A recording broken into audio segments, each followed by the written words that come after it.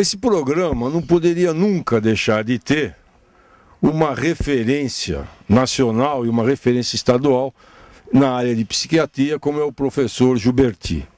E é exatamente para nós completarmos esse trabalho que o professor Gilberti gentilmente vai nos passar informações importantíssimas.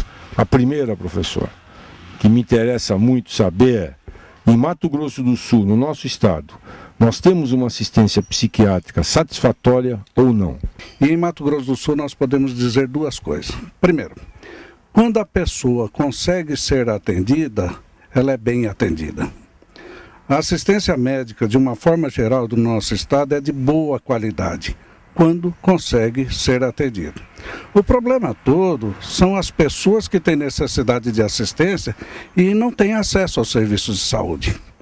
No caso da psiquiatria especificamente, os equipamentos sociais têm se mostrado insuficientes, não só para os atendimentos ambulatoriais, como para os atendimentos emergenciais e mais ainda na situação da psiquiatria, que são os leitos psiquiátricos, que são muito aquém do que é necessário ou do que é preconizado para qualquer país civilizado. Qual é a comparação de número de leitos por habitantes que existe no Brasil e existe em outros países? Inicialmente seria necessário verificar o seguinte: algumas décadas atrás se considerava que seria necessário 2 leitos psiquiátricos por 1.000 habitantes. Posteriormente, isso foi modificado, e ainda na década de 70, e acreditando-se que a necessidade seria de 1 leito psiquiátrico para cada 1.000 habitantes, levando-se em consideração os países desenvolvidos, em que se tem todo um aparato psicossocial, que se tem todas as condições de cidadania, de respeito aos direitos, etc.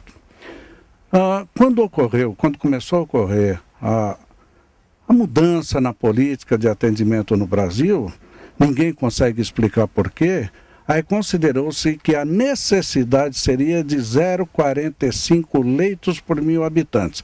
Ninguém sabe de onde o Ministério da Saúde tirou esse número. E foi colocado isso. Entretanto, se nós formos verificar hoje os últimos dados, esses estão um pouco desatualizados, mas no Brasil nós estávamos tendo menos de 0,3 leitos por 1.000 habitantes. Enquanto que nessa mesma ocasião, na Inglaterra, por exemplo, na Inglaterra se tinha 0,58, no Japão 2,84, na Dinamarca 1,1.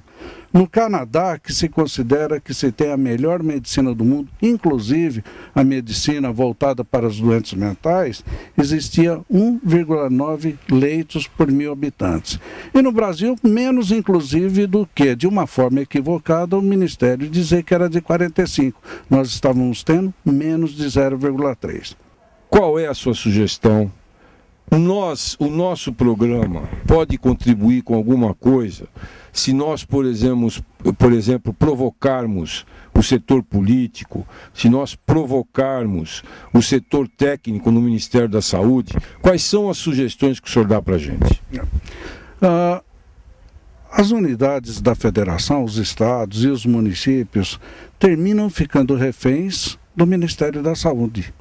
E terminam ficando reféns nessa situação da coordenação de saúde mental.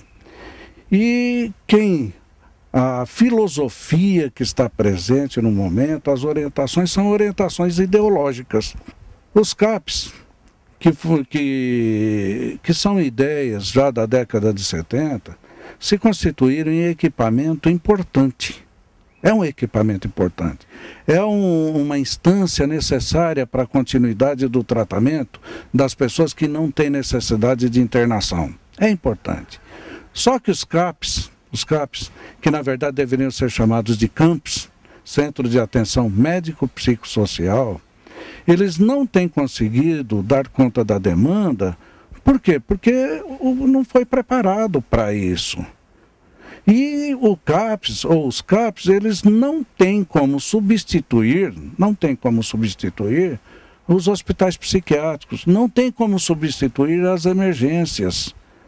E hoje está se verificando que os CAPs, onde já estão instalados, onde já mostraram a sua importância, tem sido um instrumento importante na manutenção dos pacientes crônicos, tem servido para evitar reagudização e tem servido para prevenir novas internações.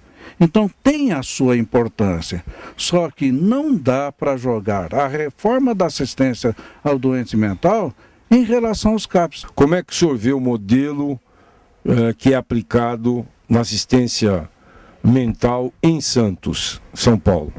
E Santos ele termina sendo mostrado para o Brasil todo como um modelo da não necessidade de hospitais psiquiátricos.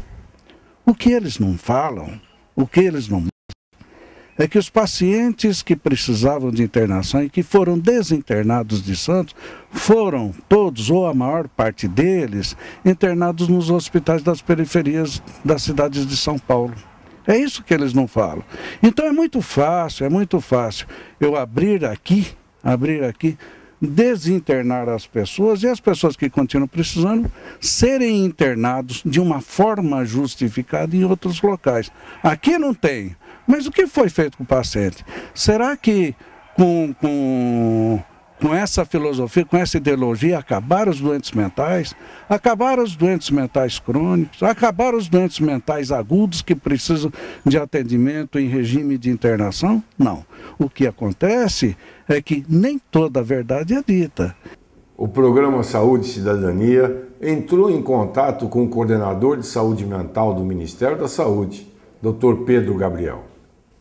São muitas as perguntas que gostaríamos de ter feito a ele. Uma delas refere-se à avaliação que ele mesmo faz sobre a deshospitalização de pacientes psiquiátricos em cidades e estados com diferenças tão gritantes. Um exemplo caseiro encontramos aqui em Mato Grosso do Sul, onde existem apenas 2 cidades referência para as internações, Campo Grande e Paranaíba. A cidade de Dourados tem um serviço ligado à Universidade Estadual com apenas 15 leitos. Mas, infelizmente, apesar de todos os nossos esforços, não foi possível ouvirmos as explicações do coordenador sobre o porquê tanta resistência à abertura de leitos psiquiátricos para internação, quando as estatísticas mostram que, comparado com outros países, temos até 80 vezes menos leitos do que o necessário. É uma pena.